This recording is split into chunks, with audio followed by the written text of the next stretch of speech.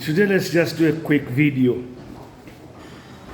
Tunyumie, let's have a conversation. Random. Yesterday, I did chapter 46. People liked it. Yesterday's Diaspora series. You don't know these things. And it's always good to know.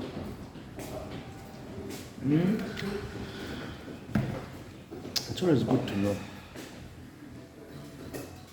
Instead of hearing hearsay. Hearsay. People saying this, people saying that. People say, me, I'm lucky. I talk. I've always been vocal. Not vocal. Like I always have something to say. And I think it plays out in many ways. But of course, you can't escape people's opinions. People make up opinions about you. Even you yourself, somebody's opinion about you is different. Hey, guy, you're punk. Hey, guy, that guy is proud. That guy is this. This guy is that. Okay, this. That is behind me.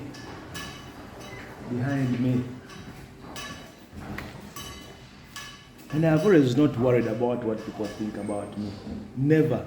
More or less, people have been drawn towards me because they want to be my friends. You're my friends, isn't it? Munjagala nyo. Guy, you are for you. Guy, your man. Guy. It's not easy. That reminds me when I was going to, hello, I'm good, how are you? I was going to the US the first time, and I'm at the airport. We were all supposed to meet at the airport, Terminal 3, Heathrow Airport. Before then, it was not like it is now. Now it's very big. I'll show you the pictures. And it always interests me, when you all meet up as strangers. We were all sat at the airport at different seats. We were supposed to meet there at around midday. It was a 2 o'clock flight, I remember. 2 o'clock. 2001, we didn't have this 3-hour thing of waiting and having bags with whatever checked in. But I was at the airport at around 2 p.m. No, midday. They were being me, as it were. When I arrived, I just started going out of my way and kind of calling out because they said we were all going to meet. We were in a group of students from different universities. Camp Counselors USA, American Embassy, Department of Education. I was dressed like I was going to a camp. You can see how I was dressed in the picture. So people said, the students started coming towards me. Are you going to the US? Are you going to the US? I said, yeah, I'm going to the US summer camp. Before you know it, I had put all of us together in a group. And that's when we take that group picture at the airport. And I was only the black guy in there. He was, but these things, I think it plays with the confidence of people sometimes. Your confidence matters. And I would enjoy that fact. But what I remember now, most of the kids, it was their first time flying. And me, I had been flying for some time, So I wasn't a novice, and these are the things that sometimes help, knowing something. Hey, have you flown before? Yes, I said I'm an international student. I came from Africa, I flew from Africa. to here. I've flown back. I was familiar, and I would enjoy the American Airlines flight to New York. Oh, back in the day, we haven't flown. Airlines were really, really very exciting. Plenty of booze. I got to New York when I'm drunk. Hi. And there's the jet lag and the 6-hour time difference. Because when we got there, it was around midday in New York. And then we left here early afternoon. So the 6 hours, it was evening here. And there it was just coming to lunchtime. Yeah, I remember that. And then we arrived, checked in, By the end of the afternoon, we were at Columbia University. Have you been to Columbia University, people? It's one of the big universities in New York. Yeah. And then from there, we went to Times Square. This is 2001. The Twin Towers even were still there. Yeah. And then we would come back in the evening. And then we had dinner. There was dinner at the university. And then sleep. The next morning, each of us would depart to the different summer camps we were going to. Me, I was going to Pennsylvania. Yeah, so after the morning breakfast, all the students from the East Coast who were meeting in New York were there. So they had booked residence at the university, like orientation to meet up. And then everybody would be given their tickets and everything, and then we all said bye to each other. I've never seen all those students again. We are now old. They should be now in their 40s now. That is 25 years ago. 25 years ago. So you can see how tiny. So that was another experience. But I would return back to the US the next year. And the reason I returned back to the US was because I was in love with an American beauty. For abazungu twabagala dda era buli omu yeewunya n'okwewonya. People want, why didn't you Kegus marry a white woman?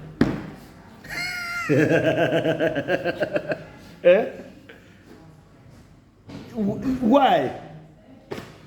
Nali Kenya nenjagala omuzungu. Yandindeese ebweru. When I was in Kenya, I fell in love with Claren. She was an English girl. Yali Mungereza namusanga ku Safari Park Hotel. Netugenda e Mombasa, netukyakala ffenna. Kati nababeera ne experience ngezo. Going out with a black person for the first time. Your relationship, yali relationship nyini, but I don't know what would have happened next, because we kept in touch. But back then we used to have this postal mail and everything was slow. And when I had to return back to Uganda, that was it. Ali wano omuzungu oyo wano yalina student ngali mu bya charity organizations. She was working with the charity. Back in Africa, we call them NGOs. Claren, Muzungu. Never was story. You have the story of Claren, the English beauty. We went up to Mombasa. The train broke in the middle of the way in Savo. 1990. That was 1996. Towards the end of my studies in Kenya, and I was under the pressure to return to Uganda. My mom had fallen sick. Bingi nnyo. Ebyakyuka. Kubanga I wasn't returning back to Uganda. at that age. And then laba bwembanga nva Kenya nengende Tanzania. Ate nenjagala mu Tanzania. Hey. You know, bino ebintu so anabi explaining it abantu. Kakati nve Tanzania ate ndaba bwenjagala omuwala wa general. It's a nice story about Uganda kujja na UK nga sibirina mu plan. By 2000, that's the situation that was going on. Iranze mbagamba kimu omuwala gwe nakwana ku YMCA nalulungi nakubasobola babulya bintu by'abantu. I cannot disclose to you. Ebyo byaliwo embwa yakegusa yagadde abakazi. And that's it. That is the story. Embwa yakeguse nze abakazi benjagadde ate nga mbakolera ebintu babe today ku muzungu omuzungu gwe nasanga e Kenya yali asobola okundetaano ku Bulaaya. Bino bye twawuliraga nti yapanze omuzungu n'amutwala ebweru, but it didn't come up. Namwagala n'omutima ogwo mwana mukisizeko omuzungu amaromansi g'abazungu mugamanyi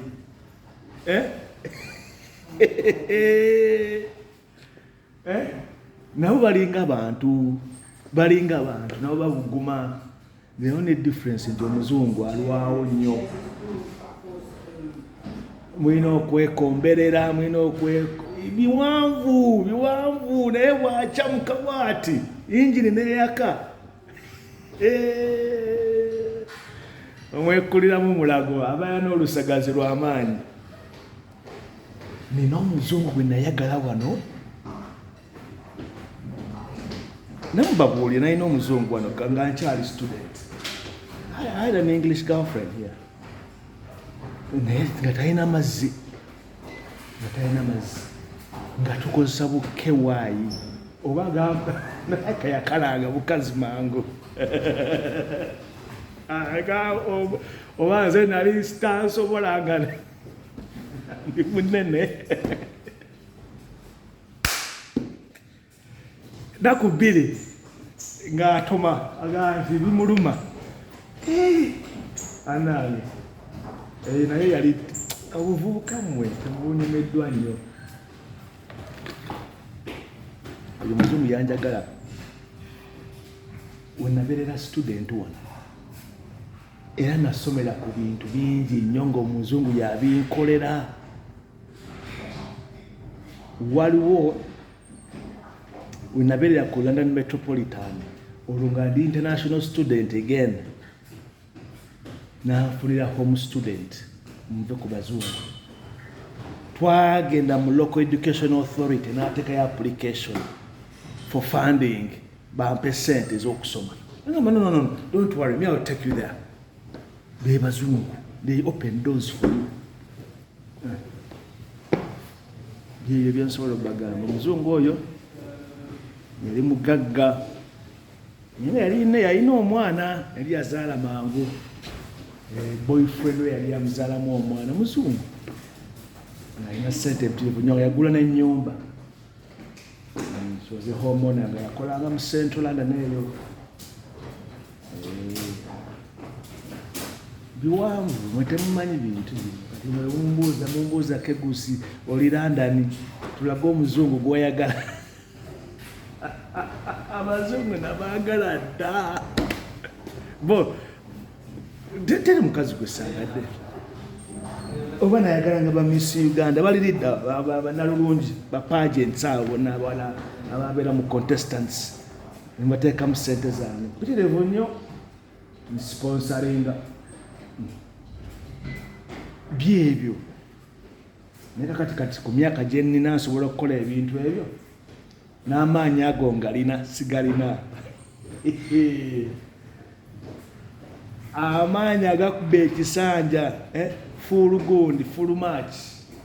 Manyi full match kyekitegeeza ekyenda.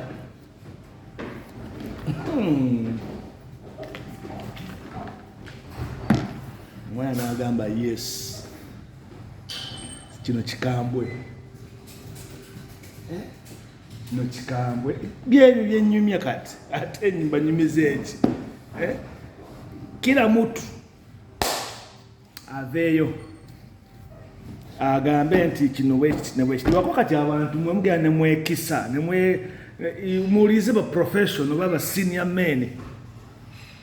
Nze nasooka my first girlfriend nga ndi 12 13 na girlfriend bandeetera emmere ku ssomero namubabuulira, rest in peace, namubabuulira Sarah, Buganda Road Primary School. Nsooka okwebaka ku mukazi awo nabyo birala, eyo nabyo birala, jjajibawo emboozi nati mwagala leero tunyumya ebibooziboozi random, tunyumya byaffe, we're just talking about what we want. Tunyumya byaffe kegusi, tubuli abakazi bo bw'oyagala, bwe wayagalako oba abakwagala. Everybody, you're right. Abakwagalako oba bw'oyagala, gwe bwe wayagala. Nayagala Munnakenya Omukikuyu, wewe osijali egosi Omukikuyu tumumanyi, wamwagala, olikuwa unapenda huyo Mukikuyu sana. Nandi badde na Mukikuyu? Mukikuyu ali mu Amerika. Omothe aterere nikwedeta muno Olukikuyu ntandise oduyiga. I am very good with the languages. Ye Angelina Tanzania yandaba omulundi gumu. She set eyes on me once, I set eyes on her once. We meet on Sunday by coincidence again at the party. The rest is history. Yali tasobola kumpitako, asiwezi kuniepa, yane mukwana ne tulyoka tulya show ekiro ekyo. Oyo manyi, there are moments that sweep people off their feet. Nilikuwa nimevaa vizuri, nyambade suti yange, nali mwambazi from a very long time. I was very good at dressing. Nyambala bulungi nnyo. So that already had a very good impression on her and her family, you know. The mom, you know, why wouldn't a mom instigate, you know, kama nilikuwa tuna, hello Christina. Hi. Ameshaanza kuzungumisha. She wanted me to talk to her daughter. Alafu, what do you expect? What do you expect? Nga nze nali ndabika bulungi nnyo mu buvubuka bwange. Even right now, I'm still handsome. Kegusa akyali handsome. Nga nyambala bulungi, ate neeyisa bulungi. Bye abakazi bye bayagala mu basajja. Kati ekirala kye mbabuulira, let me tell you this. Mwambuza ekibuuzo nti lwaki abakazi bonna bwayagala Kegusi tewabazaalangamu. No. Kati abakazi abamu ngaabo akwagala for her status, ajja kulabanga a very big catch nti tajja kusobola bye bya mama wa mutabani wange yalooza nti ajja kulwana olutalo akibeeremu yekka. It wasn't gonna work. Era she was, that's what I called betrayal. It was a betrayal of her love, whatever. You know, Gava Peter ladies man. Chiba chizibu. Until a time came, nze kenyine nengamba nti I want to settle down. That was in 2006, 20 years ago. Nalina emyaka emeka 20 years ago. How old was I? I was 34. So if I wanted, I would have gotten married at that age, 34. My dad got married at 24. So do you see the conundrum? So you get the cues, this is self-explanatory. You can see where it begins and where it builds. Abazungu, Abangereza, Abatanzania, Ethiopia, naliwo Ethiopia, Addis Ababa. Hey.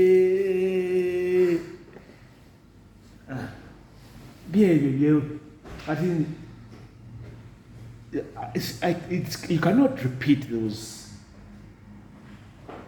encounters again. Even ku age eno biba biwanvu kaza ayagala commitment ayagala biwedde ekyeŋŋamba nze kati ne bwe nazimbiranga abakazi amayumba, they were thinking that it would lead to something, but then you cared less at that time. Naye kakati at this age omukazi ajja kulwa naye ajja kuba ayagala bingi nnyo, ajagamba okuze. You are an old man, you are muzeyi. What are you going to do for me? You should have something already.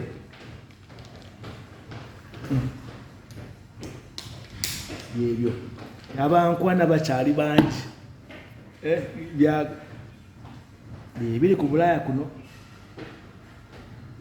era bonna abaleese. I'm not saying everyone, but a lot of people have had regrets.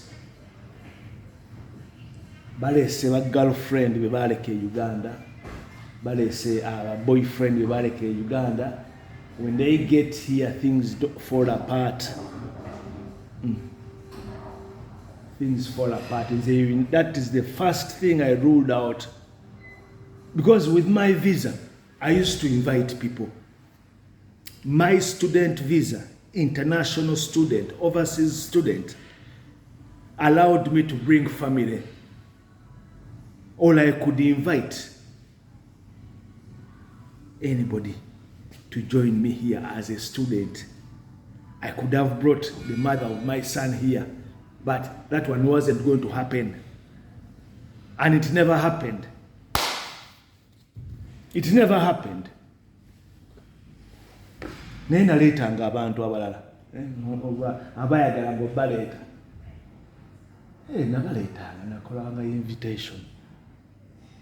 Era bwe najjanga mu December nakomangawo ne kamaama. Bona abaliriddawa nja kubanoonyaako. So bintu bingi nnyo byemutategeera, things that are not easy to explain. But people just say, hey, Kegusi, you know, he's enjoying his life, he's enjoyed his life. Kegusi mwenzi, Kegusi bansi baake ekyobwenzi. Lwaki mwe temwaba bakwananga? Kakati na wano niwendi mu gym wano bana all my friends bakazi. Era most of the guys bayita munze mbafunira obunamba. Nze ne mwana ne mugamba nti there is somebody interested in me. Bameka bano abazadde n'abaana abazungu. I have 4 friends here who have gotten married in the gym here. Nga nze nkibaddemu. Nga nze nakitandika. Nze naliwo go between. Is there anything else? Is there anything else? Well, got to go where just the soft target. While abajja wano, or you get nabo. They're your friends. Hi, Mr. Patrick, how are you? Let's do the class. This. That makes you likable. Yeah? You're not a threat. Now, because women get scared. They're shy. So,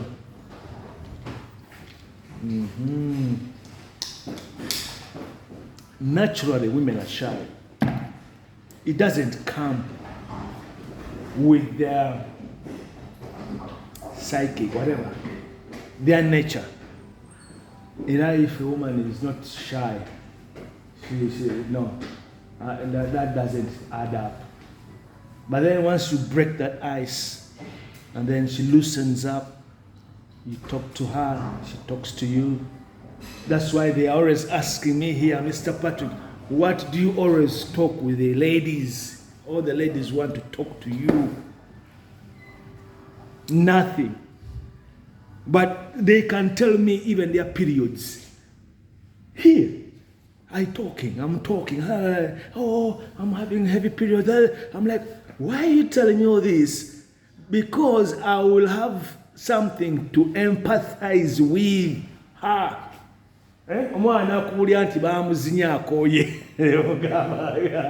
What did you do last night? I was making love with my boyfriend. I said, oh, okay, that's nice.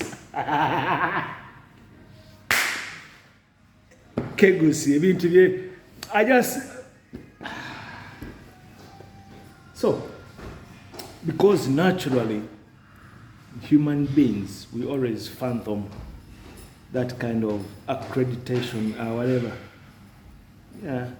So if you tell me about last night, I will like say you had a good time, innit? You had a good time, Come back to yes. But abazungu. I have to get doctor. Tebitusanze just out of the blue. Tuliba general. Ngati ngabana bato 22, 23, 24, be excited the first time boyfriend. Kunyumiza. Okay. That is it. Of course, they would expect me to be the wiser. The wiser, the one who would know what they're talking about. Sometimes they don't know. If you tell me it's hurting, it's painful when you have sex, maybe you need to romance. What did you say? Yes, that's what I said.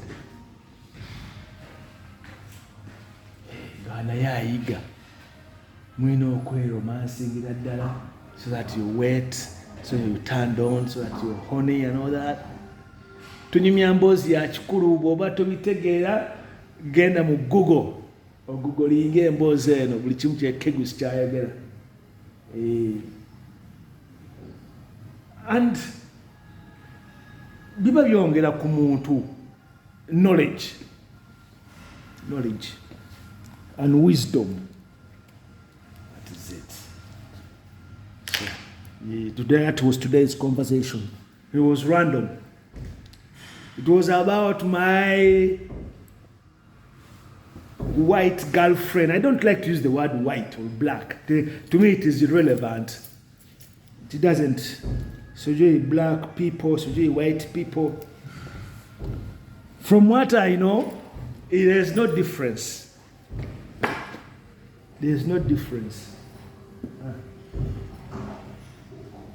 There is no difference. You ask me what I mean, and I will tell you what it means. You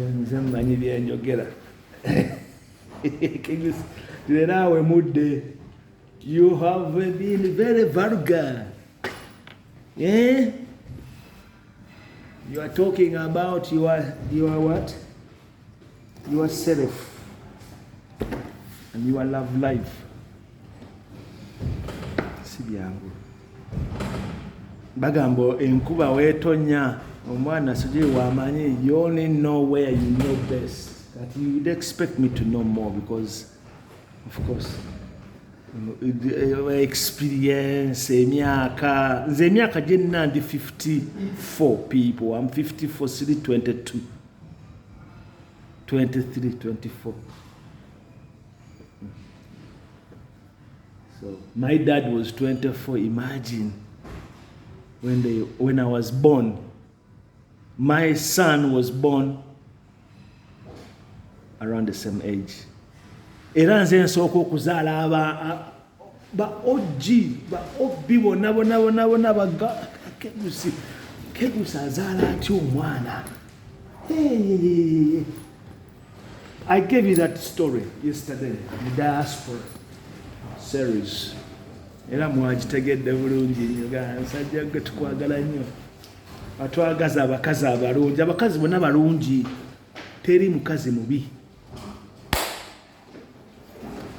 Bagamba nti beauty is in the eyes of the beholder. Beauty. Nze nalongyako abakazi nasanga Diana omusamya ne muteeka mu ssente. Diana nanyiririra etololo. The whole of Tororo was upside down. Don't ayagala kukola na Diana. Ate tutandika omulwanira. Itie Onedi, itie Mabel. You people. Chapadola people. All right, guys.